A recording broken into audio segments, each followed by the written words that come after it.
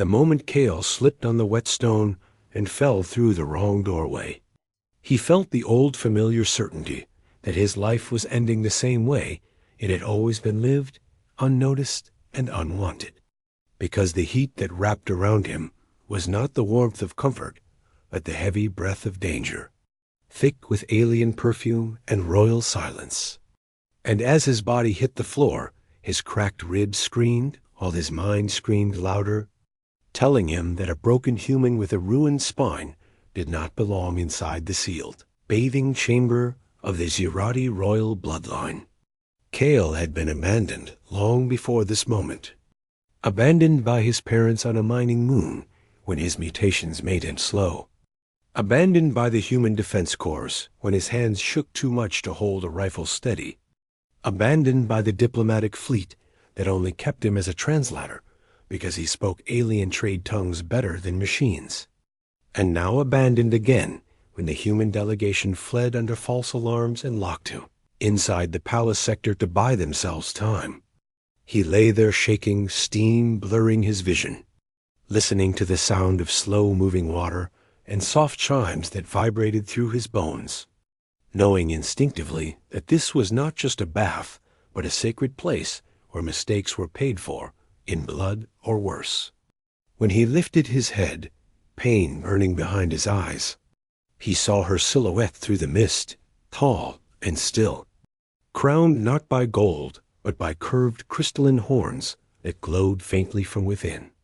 Her form reflected in the black water like a god carved for night, and Kale felt smaller than he had ever felt before, smaller even than when humans spat at him and called him half-made.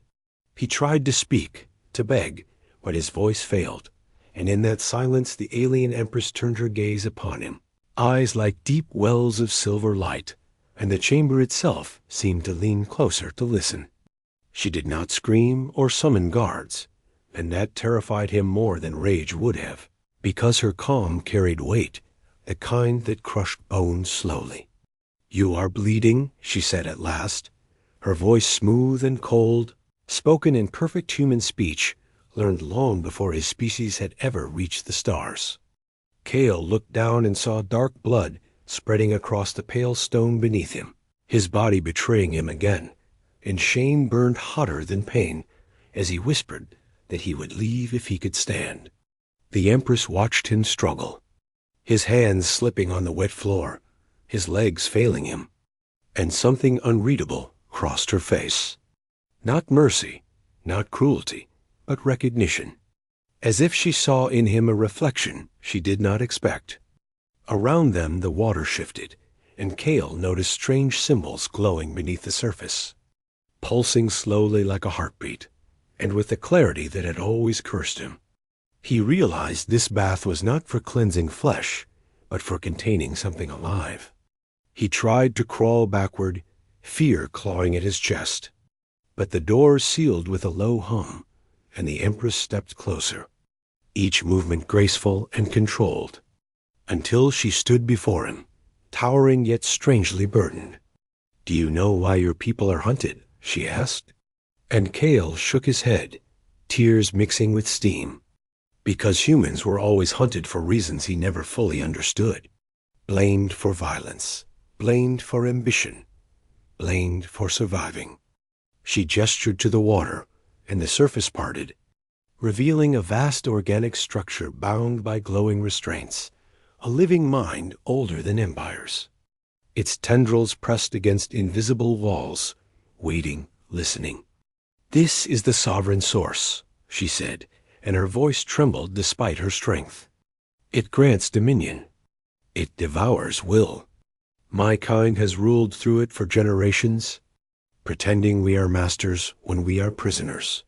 Kale felt sick as understanding dawned, because the human delegation had come seeking power, and they had sent him ahead not by accident, but because they believed the source would reject him, would break him, and leave no trace of their intent.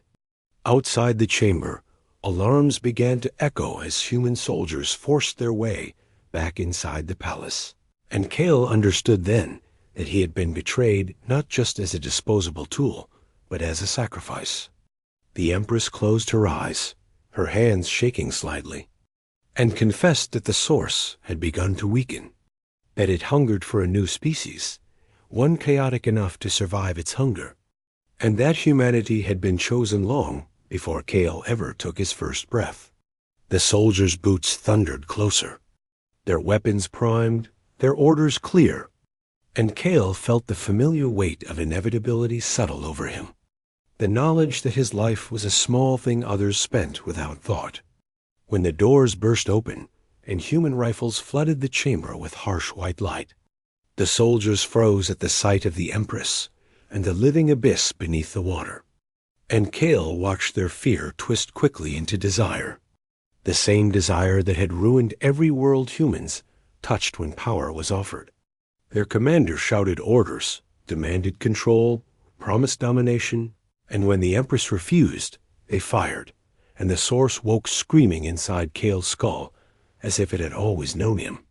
Chaos erupted as the source lashed out, killing soldiers, bending metal, drinking fear, and in that storm, Kale felt its mind reach for his, gentle and cruel at once, offering him strength, offering him purpose, offering him the chance to never be weak again.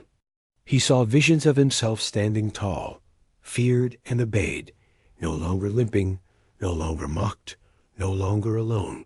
And the temptation nearly crushed him, because pain makes even monsters look like saviors.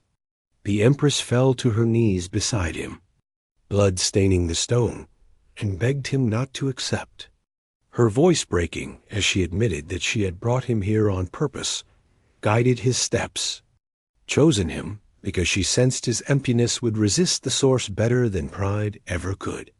Kale laughed through tears, because even her honesty was another form of using him. Yet for the first time, someone had believed he mattered enough to be chosen for something other than disposal. As the source tightened its grip, Kale made the hardest choice of his life. Not to rule, not to destroy, but to endure. And he opened himself not in hunger, but in refusal, taking the source into his shattered body while denying it command. The pain was unbearable, his memories burning, his scars screaming, but his long years of rejection became armor, because there was nothing left inside him for the source to steal. The Empress cried out as the bond severed from her, her crown dimming, her chains falling away, and the source screamed in rage as it found itself trapped inside a vessel that would not obey. When the surviving soldiers fled in terror, leaving their dead behind, Kale collapsed into the water, his body barely holding together, but the chamber grew quiet, and the source sank into dormancy, caged by a will it could not corrupt. The Empress held Kale as he drifted between life and death, her tears dissolving into steam, and she swore that his story would not be erased, that the truth would be spoken, even if it shattered her empire. Kale did not wake for days, and when he did, his body was still broken, his pain still real. But the galaxy felt different, as if a great weight had shifted, and he understood that heroism was not strength or glory, but the choice to stand between darkness and others, even when the darkness offered everything you ever wanted. He would be hunted, feared, misunderstood, but he would also be proof that humanity's greatest power was not conquest but resistance. Not domination but the quiet, stubborn refusal to become what the universe expected. And in that truth, fragile and hard-won, hope finally had a place to breathe.